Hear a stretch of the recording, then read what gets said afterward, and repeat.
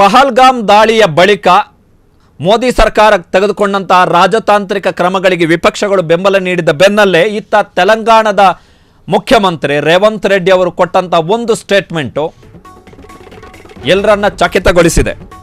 ಇವರು ಮೋದಿಯನ್ನ ಹೊಗಳಿದ್ದಾರೋ ಅಥವಾ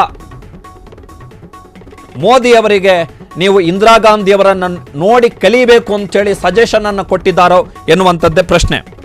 ಪಹಲ್ಗಾಮ್ ದಾಳಿಯನ್ನು ಖಂಡಿಸಿ ತೆಲಂಗಾಣದ ರಾಜಧಾನಿ ಹೈದರಾಬಾದ್ನಲ್ಲಿ ನಿನ್ನೆ ಪ್ರತಿಭಟನಾ ರ್ಯಾಲಿ ನಡೆಯಿತು. ಆ ಪ್ರತಿಭಟನಾ ರ್ಯಾಲಿಯಲ್ಲಿ ತೆಲಂಗಾಣದ ಮುಖ್ಯಮಂತ್ರಿ ರೇವಂತ್ ರೆಡ್ಡಿ ಜೊತೆಗೆ ಅವರ ಖಾಸಾ ದೋಸ್ತ್ ಎಂಐಎಂನ ಅಸಾದುದ್ದೀನ್ ಓವೈಸಿ ಕೂಡ ಭಾಗವಹಿಸಿದ್ರು.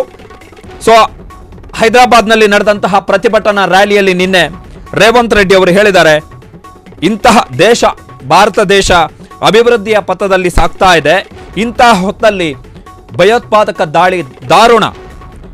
ಇಂಡಿಯನ್ ಆರ್ಮಿ ಅಂದ್ರೆ ಭಾರತೀಯ ಸೇನೆ ಇಂದಿರಾ ಗಾಂಧಿ ಅವರನ್ನ ಸ್ಮರಿಸಿ ಮುನ್ನಡಿಬೇಕು, ಬಂದೂಕುಗಳನ್ನು ಹಿಡಿದು ಅಬ್ಬರಿಸಿ ಅಂಥೇಳಿ ಭಾರತೀಯ ಸೇನೆಗೆ ಕಾಂಗ್ರೆಸ್ನ ಮುಖ್ಯಮಂತ್ರಿ ರೇವಂತ್ ರೆಡ್ಡಿ ಅವರು ಸಲಹೆಯನ್ನ ಕೊಟ್ಟಿದ್ದಾರೆ.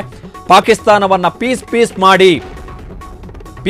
ಮಾಡಿ ಬಲೂಚಿಸ್ತಾನವನ್ನ ಭಾರತದ ಒಳಗಡೆ ಸೇರ್ಪಡೆ ಮಾಡಿ ಅಂತೇಳಿ ಪ್ರಧಾನಿ ನರೇಂದ್ರ ಮೋದಿ ಅವರ ಸರ್ಕಾರಕ್ಕೆ ಸಲಹೆಯನ್ನ ಕೊಟ್ಟಿದ್ದಾರೆ ರೇವಂತ್ ರೆಡ್ಡಿ ಅವರು. ಸೊ ಅವ್ರಿಗೆ ಏನು ಹೇಳಿದ್ದಾರೆ ಕೇಳೋಣ. ఇలాంటి సంఘటనలు పునరావృతం జరగకుండా ఉండాలంటే భారత ప్రభుత్వం కఠినంగా వ్యవహరించాల్సిన అవసరం ఉన్నది. माता को याद करो, अभी पाकिस्तान के ऊपर जो हमला करना है, जो भी करना है आप आगे करो. आज पाकिस्तान के खिलाफ कदम उड़ाना है, समझौता का समय नहीं है, मुंह तोड़ जवाब देना है. इसीलिए आप आगे बढ़ो, हम लोग आपके साथ में रहेंगे. 140 करोड़ भारतीय वासियों आपके साथ है. पीओके को पाकिस्तान को दो टुकड़ा करो, पाक ऑक्युपाइड कश्मीर हिंदुस्तान में मिला दो, हम साथ में रहेंगे. आप दुर्गा माता के भक्त हो ना, इंदिरा जी को याद करो.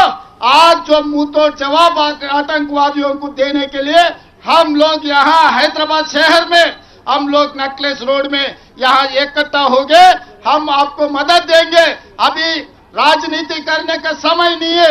ఈనాడు ఈ దేశం ప్రశాంతంగా అభివృద్ధి పదం వైపు నడుస్తున్న సందర్భంలో ఈ ಸೊ ರೇವಂತ್ ರೆಡ್ಡಿ ಅವರ ಸ್ಟೇಟ್ಮೆಂಟ್ ಅನ್ನು ಗಮನಿಸಿದ್ರೆ ದುರ್ಗೆ ಇಂದಿರಾ ಗಾಂಧಿ ಅವರನ್ನ ಫಾಲೋ ಮಾಡಿ ಅಂತ ಹೇಳಿದ್ದಾರೆ. ಇದು ನರೇಂದ್ರ ಮೋದಿ ಅವರ ಸಾಮರ್ಥ್ಯದ ಬಗ್ಗೆ ಕೇಳಿದಂತಹ ಪ್ರಶ್ನೆಯೋ ಅಥವಾ